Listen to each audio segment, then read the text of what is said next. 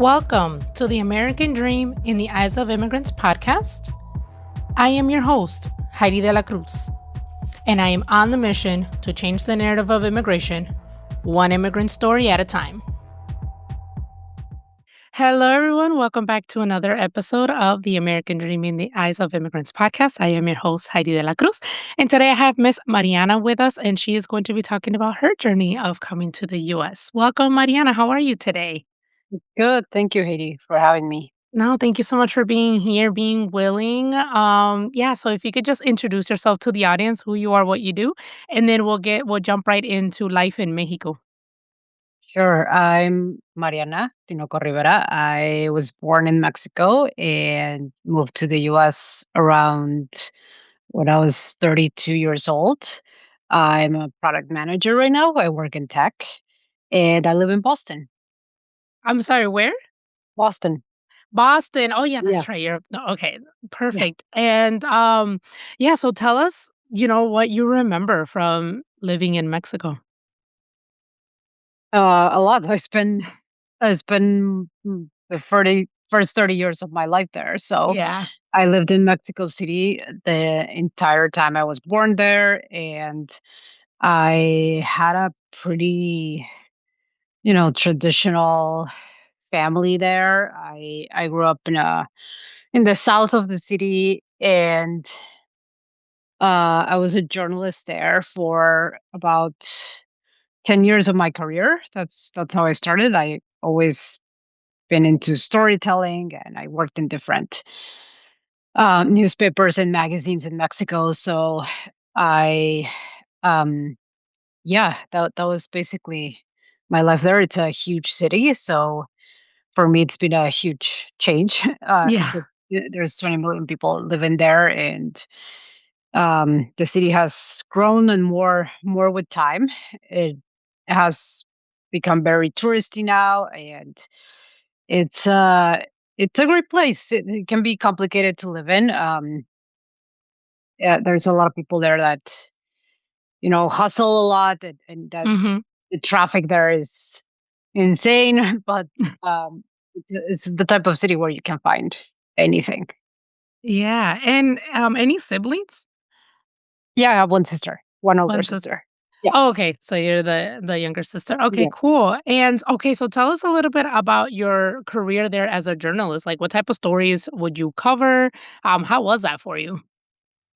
Yeah, I started actually in entertainment. That started in a small film magazine, and I was always an editor. So my job, for some reason, was always inside the newsroom. Even though when you tell people usually that you're a journalist, they imagine that you're covering stories um, out in the street or whatever. But Mhm. I was very drawn to being inside the newsroom and working there and shaping the stories that came out into the world. So Mhm. after working in that small magazine for that was my first job as a journalist. I finished college and worked in Reforma, which is one of the largest newspapers in the country. And that was my first big journalist experience. I was an editor there for the homepage, and it's it was a very exciting job. Um, I work with all different types of journalists that were just passing the stories constantly, and it's a job that never stops. But I really enjoyed it, and everything was um, so fast, and you had to um, get the stories as accurate as possible in Yeah. a compelling way. So it was great. I really loved it, and with time, I wanted to just dig in more into the publishing business and my career. And that's why I decided to do a master's in publishing and writing. But Mhm. in Mexico, the master's, like education in general around journalism, is very much just journalism in general. I don't know how it is now, but back when I was there, It wasn't as focused as I wanted it to be. So I Oh, started to okay. looking for master's degrees in the US and found this found a lot of options actually. And in Emerson College, there's a master's called Publishing and Writing, and I applied and I got in. Um, and it was great. It gave me exactly what I wanted, which is I've always been fan of magazines and like Vanity Fair, The New Yorker, and Yeah. at Masters was exactly just um, teaching us how that business works and how yeah, exciting and complicated it can be. Yeah. Did you always know that you wanted to go into journalism, or how did you come across that career? I did. I studied communications in college back in Mhm. Mexico, but that is very much related. And Yeah. yes, I remember since I was a kid, I especially with editorial magazine journalism, I always loved it. I remember buying a lot of magazine when I was a teenager, a kid, and just um, looking at not only pictures but the stories. And yes, always loved it. And finding that master's program here in the United States, is that what brought you to the US? Yes, I came to the U.S. Kind of like in two parts. It was not like I came to that master's and I stayed. Mm. I I did the master's and it was 2 years, but with the visa that I had back then, which was a student visa. Um, when that period of that visa ended, they give you a small period of time to find a job. I can't remember what it's called right now, but it's about 3 months after your master's to find something. And I tried to, yeah, I tried to stay, but it wasn't possible, not at least in my field. And I came back to Mexico. So I Mm. continued my journalism career there. I worked in Elle magazine in Mexico for a little bit, and then I worked at VIX, which is owned by Televisa in Mexico, and that was about I would say 3 years that I came back and I stayed there. And then I came back to the US because of a job at Google that was also news related. It wasn't journalism um like typical of course that I've done before. Mhm. But back in 2018, Google started the Google News app, which still Mm. is today. So they were Yeah. looking for from different parts of the world um, with expertise in a region. So it was a temp job back then, and I applied. I got the job, and because it was a temporary contract, I didn't think I would end up staying, but I did. Oh, that's cool. So how long were you at Google? I was there for 5 years almost. Wow. My temporary contract ended up um, turning into an actual job offer, and Google sponsored my visa for me to stay, and eventually they sponsored my green card. Um, so it was great. Yeah. It was here in Boston, and my team was very international because of the reason I said that Google was looking for journalists Yeah. with that. So it was a very interesting job, and it ended because I was part of a layoff that came with Mm. COVID, and Oh.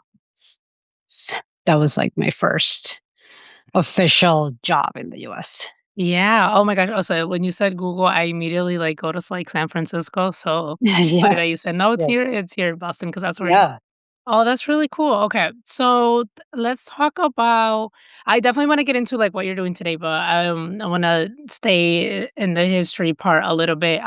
Tell us about visiting Mexico for the first time after like you had been here for a while because I know that you were able to go back and then come back. So tell us about visiting Mexico after moving to the US.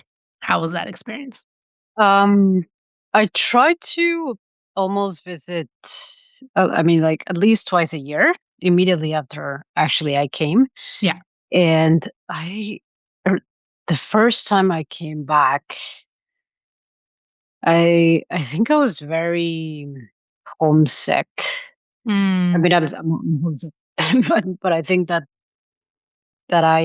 yeah, it was the city, kind of Mexico City. I mean, stayed the same, and the feeling of me being there, I guess it didn't change that much. I didn't felt different coming back mm, there. yeah. And I guess because, like I said, my job at Google was temporary at the beginning. I didn't think I was going to stay in the US for that long. I Mhm. thought it was going to be a year and that's it. And that was Yeah. okay. So it didn't feel like, oh, I'm never, it's going to be a while since I'm back living here. So, um, yeah, it felt good. I was just homesick for family, I think. Yeah, yeah, I bet. I mean, that is part of the immigration experience, just like that adjustment period of like when you come trying to get settled, but then you feel homesick and things like that. So it's all part of the process. What is the first cultural shock that you remember experiencing here in the US? Uh, there were several. I think, well, the weather in Boston is brutal. So I think getting used to that, I know that that's cultural, but well, it is cultural also because it was just so bad. It's still so bad. But that was hard. And I think a lot of immigrants, we have this idea of, I don't know, I had this idea that living in the US would be like Friends or something, Oh, Friends the show. yes. Yes. So I kind of imagined my life like that. And I came to Boston before moving to Boston. Um, Okay. but I think it was, uh, like I said, that because I lived in such a big city, I Mhm. imagine Boston is bigger than it actually is. It's a small city. Oh, Um, okay. So kinda like so New York City. yeah, Was I Yeah. imagine my life would be something like that. And I actually always wanted to move to New York, but I couldn't do it. Um, and yeah, I think also the fact that in Boston people they can be very serious and cold, but Mhm. they're not unfriendly, if that makes sense. Okay. People will help you, but it is an environment maybe that I'm used to in Mexico City. It's very weird that you jump into an elevator, for example, and people would immediately say good morning, good night, even at work. Um, but people here I found extremely professional in a way that you also can't ask how old you are at work. That is like absolutely forbidden, and that doesn't happen in Mexico. I think it's a Yeah. very common question. Yeah. Um, yeah, stuff like that. That especially at work and things that I didn't realize when I did my master's, of course, because that was such a Mhm. different than when I started like a corporate American job. Yeah, it's different. Yeah, was there, like do you feel like you had to have, like, a period of, like, adjustment, like, getting used to working in corporate America? Yes, of course. Yeah. I felt like a huge um imposter syndrome. I didn't I felt like yeah, being a goal is very intimidating. Of course, Mhm. I had to learn how to uh work with that and learn their language Mhm. working with engineers and designers. And yeah, it was just I think that not only I was in the US, but I was working at the one of the biggest companies in the world, and just walking into Yeah. the office was very intimidating. I was trying to learn as fast as I can Mhm. to, to give myself like more calm in general about um about belonging there and belonging like Yeah. my friends at work, and they were people at Google are very good at their job and very nice. So, Yeah. yeah, I just wanted to to be good at my job at the beginning, like badly. Yeah. Um, so yes, but again, people I found people very professional at Google, and I had to like hold myself back to not say anything. Not Mm. that I would, very careful with my words, and I Mhm. felt um that was something very American. Everyone is very careful with how they speak, and at work, you only talk about work. I mean, I had friends from different countries because my Mhm. team was very international, and that was incredibly helpful. Yeah.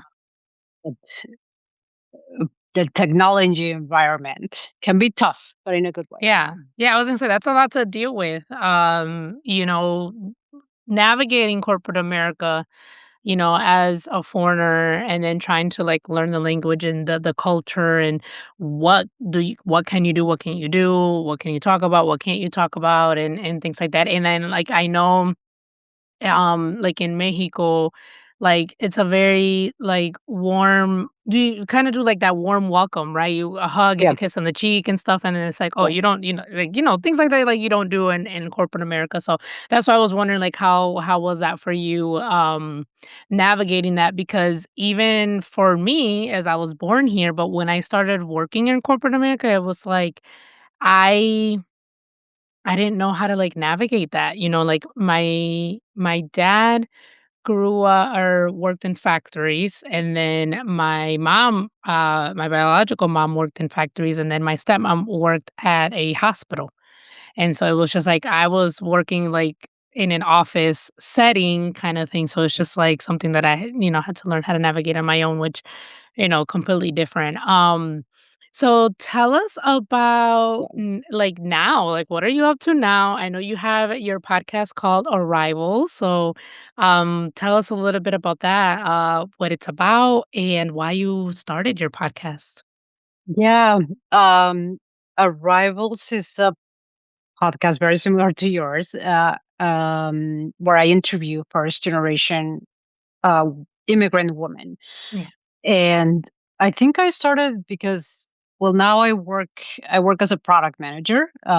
That Google experience led me to stay in tech, and even though it's a career that has a lot of similarities with storytelling, Yeah. I found myself, yeah, also kind of homesick for my journalism background, Oh. and I wanted something that I yeah, that took me back to that. And I love podcasts. It's a format that I never really explored before. And with time, I listen to so many, and it's always my company. So um, on a daily basis. So I thought, yeah, I cross referenced the idea with some people, and started rolling out like, hey, I'm looking for women with this characteristics. I'm an immigrant, and I just want to connect with more women in that sense. And I think that was the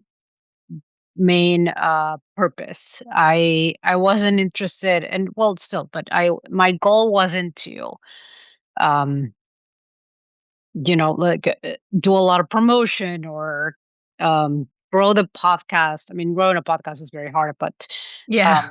um like building it in a very aggressive way wasn't Yeah. my goal, and I just wanted to connect with other women. I've always, um, for I guess my personality and like natural reasons, connected with women. Yeah, I want to say women that are immigrants, but also Mhm. women that uh, are that take a lot of risks. And I think just being an immigrant is a huge brave thing, and Yeah.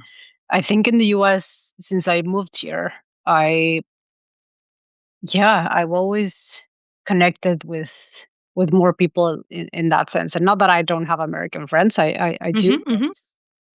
it's yeah, it's something that always gave me a lot of joy. just to talk to women that have been through a similar path. Yeah. So yeah, I threw the idea out there, and I think about 7 women reached out to me and said yes, sure, and just started to interview like you are, and it's been great. Yeah.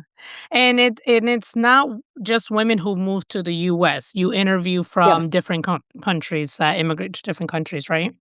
Exactly. Yes, I'm trying to. I so far I've only done a couple interviews uh, in other countries from women that live in other countries, but yes, Mhm. mostly in the U.S. so far.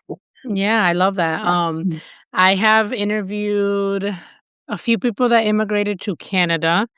And I interviewed someone who immigrated to the UK. Her episode was just released, I think, 2 weeks ago.